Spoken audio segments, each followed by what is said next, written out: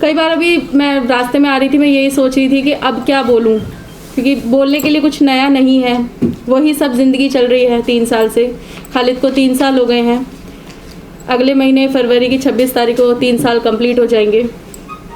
एक के बाद एक रोज़ कोई ना कोई प्रॉब्लम चलती रहती है, बच्चों को लेके, घर को लेके, पर हमारी फ़ाइट उसी तरीके से चल रही है जैसी डे 1 पे थी। कुछ भी नहीं बदला, ज़रा बराबर भी चीज़ें नहीं बदली है हम लोगों की। एक कॉन्फ्रेंस से दूसरी कॉन्फ्रेंस, आज यहाँ आवाज़ उठानी है, आज वहाँ आवाज़ उठानी है, आज ये करना है, आज वो करना है, जैसे कि सरकार ने अपने कानों में रुई डाल ली हो और आँखों पे पट्टियाँ बांध ली हो।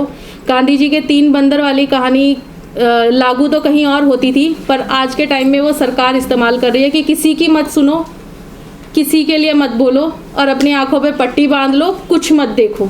जो हम बोल रहे हैं बस वही सबको मानना है, जो हम कहना चाहते हैं वही सबको सुनना है। अपनी चीज़ें थोपना चाहती है ये सरकार। जो लोग बोल रहे थे, जो लोग बोलना चाहते हैं, अभी जो ये हाल कर दिया है ना लोगों का, कि जिन लोगों को लगता है कि हम लोग आवाज़ उठाएंगे, वो पहले अपने पीछे जो लोगों के साथ हशर हुआ है उनको देख के कहीं ना कहीं थोड़ा सहम जाते हैं। खालिद जैसे और भी कई लोग हैं, उमर हैं, शर्जिल हैं, मिरान हैं, मैं ज़्यादा किसी को तो नहीं जानती। मैं दिल्ली दंगों में जितने भी लोग हैं, कोर्ट के आने जाने की वजह से अब उन सभी लोगों को जान गई हूँ।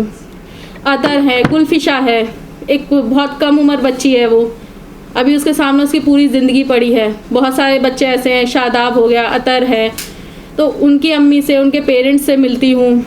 मेरे बच्चे हैं, मेरे बच्चे बहुत छोटे हैं अभी। उनके जब खालिद की अरेस्टिंग हुई थी तो 6 साल की थी मेरी बेटी, अभी 9 साल की हो गई है। अब चीज़ें समझ में आने लगी हैं उसे, अब उसको पता चलता है कि उसके फादर नहीं हैं उसके पास में। बहुत सारी चीज़ों को मतलब वो ऐसा सोचने लगी है चीज़ों के बारे में। जेल जाना, मैं जेल जाती हूँ खालिद से मिलने के लिए, तो कभी कभी ज़िद करती है कि मुझे भी जाना है अब्बू से मिलने, पर मैं नहीं चाहती कि उनके दिमाग में जो इमेज पुलिस की या किसी की भी बनी हुई है, इसी वजह से मैं उनको कोर्ट भी लेके नहीं जाती। क्योंकि 1-2 बार मैं लेके भी गई थी कोर्ट, तो वो पुलिस वालों को जिस तरीके का रवैया होता है ना, वो बड़ों के साथ तो जैसा होता है वैसा होता है, ये बच्चों के साथ भी सेम रहता है। अगर वो बच्चे अपने अब्बू को टच भी करना चाहते हैं तो हाथ झड़क देते हैं, ये नहीं देखते कि बच्चों को उसके बाप के लिए कोई खतरा नहीं है एक दूसरे से, पर फिर भी वो उनको धक्का दे देते हैं। तो इसी वजह से वो उनको ले जाना मैंने वहाँ भी बंद कर दिया। तो एक मुद्दत हो गई बच्चों को अपने अब्बू को देखे हुए। हम लोगों का सबका ही हाल एक जैसा है, जितनी भी फैमिलीज़ हैं हम लोगों की। हम लोग कोर्ट में मिलते हैं तो मतलब अब जिस दिन ये कॉन्स्पिरेसी वाला केस की डेट होती है, उस दिन हम लोगों को अपने लोगों से, अपने फैमिली मेम्बर्स जो जेल के अंदर है, उन लोगों से मिलने की तो ख्वाहिश होती ही होती है। साथ में उन सब से भी मिलने की ख्वाहिश होती है कि जो लोग वहाँ पे आएंगे। तो किसी के भी हाल बिल्कुल भी ठीक नहीं है। कोई अपने बेटे के लिए परेशान है, मैं अपने शौहर के लिए परेशान हूँ, उनके लिए कोर्ट जाना, जेल जाना। तो हम लोगों की लाइफ एकदम सरकार ने बिल्कुल ही उनके हिसाब से, सरकार के हिसाब से कि डिस्ट्रॉय कर दी है। जो वो सोच रहे हैं उन लोगों ने वो लोग अभी भी यही सोच रहे हैं कि इस केस को हम लोग ट्रायल में ना लाएं। लंबी लंबी डेट्स दी जाती हैं, जज नहीं बैठते। पुलिस जो कानूनी कार्रवाई वो लोग हम पर कर रहे हैं ना, असल में पुलिस के ऊपर ही वो कार्रवाई होनी चाहिए। पुलिस, ये पूरा षड्यंत्र जो रचा हुआ है सारा का सारा पुलिस ने रचा हुआ है। झूठे केस लगाना, खालिद को और बाकी लोगों को बिना मतलब के केसों में अरेस्ट करना, सिर्फ और सिर्फ वजह ये कि उन लोगों ने ये प्रोटेस्ट में हिस्सा लिया। उन लोगों की समझ में ये नहीं आ रहा था कि इतनी सारी महिलाएं प्रोटेस्ट कैसे कर सकते, ख़ासतौर से मुस्लिम महिलाएं, जिन लोगों की इमेज सब लोगों ने ये बना रखी थी कि ये लोग घरों में रहने वाली हैं, दब के रहने वाली हैं, ये लोग बोलना नहीं जानती, इन लोगों को किसी काम में हिस्सा नहीं लेने दिया जाता। उस इमेज को ये लोग, जब हम लोगों ने, मेरी जैसी और महिलाओं ने तोड़ा, तो सरकार हिल गई। सरकार को लगा कि शायद ये बहुत बड़ी कोई कॉन्स्पिरेसी है और कोई इन लोगों को ऑर्गेनाइज कर रहा है। ऐसा कुछ भी नहीं था, जिसके बहुत सारे हथकंडे भी आजमाए थे इन लोगों ने उस प्रोटेस्ट को जानने के लिए, तोड़ने के लिए। जब इन लोगों से वो कुछ भी नहीं हुआ, तब आया कोरोना ने जो बची खुची कसर थी वो इन लोगों ने पूरी कर दी। कोरोना काल में सबसे ज़्यादा जो फ़ायदा उठाया है वो पुलिस ने उठाया है, क्योंकि उस टाइम पे ना आप लोग ना हम जैसे लोग कहीं निकल पा रहे थे। साइलेंटली उस टाइम पे सब लोगों को अरेस्ट करने का, झूठे केस लगाने का जो असली काम करा था वो उस टाइम पे करा गया। एक थाने से दूसरे थाने ले जाना, उनको मेंटली हैरेस करना, उनके परिवार वालों को मेंटली हैरेस करना। कोरोना काल में जब सब लोग अपने घरों में थे, ठीक है, एक दूसरे का साथ की ज़रूरत थी, फ़ोन कॉल्स की ज़रूरत थी, बातें करने की ज़रूरत थी। उस टाइम पे हम लोगों के घरों के बाहर आस पड़ोस में, मोहल्ले में पुलिस आकर पूछताछ करती थी।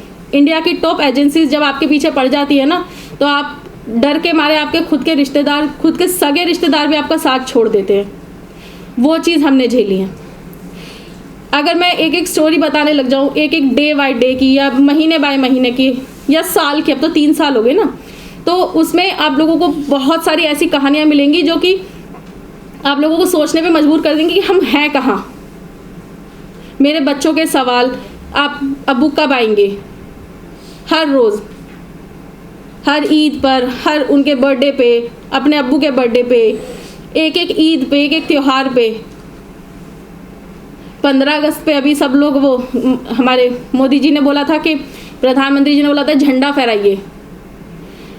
ऐसी ऐसी जगहों पे प्रधानमंत्री जी के कहने के बाद में ये साबित करा गया, जहाँ पर कभी झंडे नहीं फहराए जाते थे, कि हम देशभक्त हैं। आरएसएस के मुख्यालय पे इतनी सारी जगहों पे झंडे फहरा के ये साबित करा गया कि हम देशभक्त हैं। और हमारे घरों के जैसों का क्या हाल, जहाँ पे हर साल ही झंडे फहराए जाते हैं, पैदा होने से लेके आज तक फहरा रहे हैं। मेरी इतनी सी बच्ची जिसके अब्बू को इस सरकार ने यूएपीए एक्ट लगा के देशद्रोही साबित करके, उनके हिसाब से तो वो लोग साबित कर ही चुके हैं। मीडिया में जिस तरीके का मीडिया ट्रायल करा गया है उन लोगों का, सबका उनकी तरफ से उन्होंने कर दिया। बाकी तो अब हमें साबित करना है कि हम क्या हैं। मेरे बच्चे हर 15 अगस्त पे सेम चीज़ें करते हैं, उनके लिए कोई वो नहीं है। उनके लिए 15 अगस्त ईद की तरह मनाते हैं वो लोग। तो हम लोग अब हमारे घरों के फ़ोटोज़ कैमरे में क्यों नहीं, मतलब वीडियोस क्यों नहीं वायरल कर रहे? क्यों एक जहाँ 75 साल से 70-75 साल से झंडा नहीं फहराया गया था, उस दिन 15 अगस्त में झंडा फहरा दिया, वो सब वायरल हो गया। हमारा भी तो वायरल करके बताओ कि भैया इस घर के आदमी के ऊपर यूएपीए लगाए हुए, फिर भी यहाँ पे तिरंगा फहराया हुआ, ये असली देशभक्त है।